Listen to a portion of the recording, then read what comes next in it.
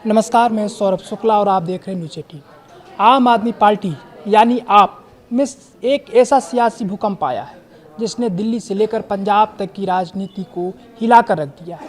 राघव चड्ढा और संदीप पाठक समेत आपके 10 में से 7 राज्यसभा सांसदों ने पार्टी से बगावत कर दी है और बीजेपी का दामन भी थाम लिया है। अब सवाल ये है कि क्या ये सांसद अपनी कुर्सी बचा पाएंगे और अरविंद केजरीवाल का अगला कदम क्या होगा। चलिए समझते हैं अब इसको कि मतलब अरविंद केजरीवाल का अगला कदम क्या होगा। शुक्रवार को राघव चड्ढा ने चौंकाने वाला ऐलान किया कि आपके 7 सांसद पार्टी छोड़कर बीजेपी में जा रहे हैं। इन सांसदों का कहना है कि वे पार्टी के अंदर घुटन महसूस कर रहे थे, लेकिन आपका आरोप कुछ और ही है।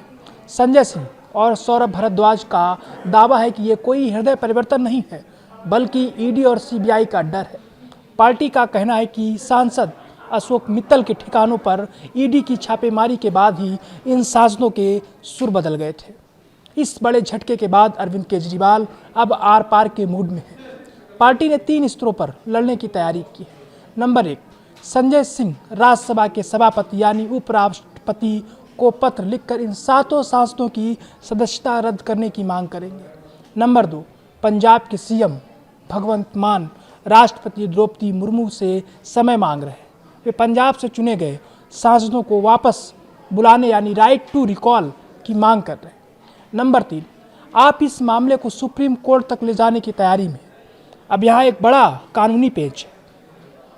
बागी सांसदों का दावा है कि वे 10 में से 7 हैं, यानी 2/3 से ज़्यादा, इसलिए उन पर दल बदल कानून लागू नहीं होगा और उनकी सदस्यता बची रहेगी। लेकिन दिग्गज वकील कपिल सिब्बल और कानूनी विशेषज्ञ पीडीटी आचार्य का तर्क अलग है। उनका कहना है कि सिर्फ सांसदों का टूट जाना काफ़ी नहीं है, इसलिए मूल राजनीतिक दल का विलय होना जरूरी है। अगर पार्टी स्तर पर कोई औपचारिक प्रस्ताव नहीं है तो इन सांसदों की सदस्यता पर खतरा बरकरार है। दूसरी तरफ बीजेपी से आपकी अंदरूनी कलह बता रही है। उनका कहना है कि केजरीवाल की कार्यशैली से सांसद नाराज थे। अब सबकी नज़रें राज्यसभा के सभापति और राष्ट्रपति के फैसले पर टिकी हैं। क्या ये 7 सांसद अपनी सदस्यता बचा पाएंगे या पंजाब और दिल्ली की राजनीति में एक बार फिर से चुनाव की आट सुनाई देगी? ये देखना दिलचस्प होगा।